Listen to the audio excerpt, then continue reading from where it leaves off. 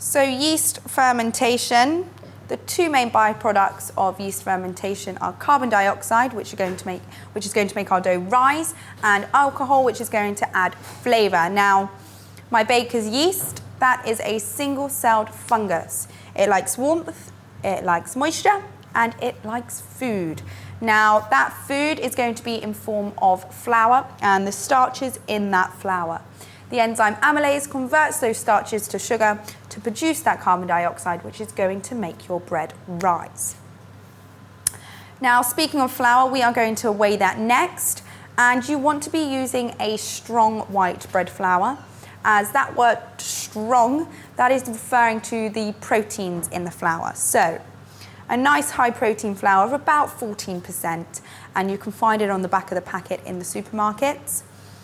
As that flour is then hydrated, and then when we come to move this dough in form of kneading, those proteins will align and develop a network called gluten.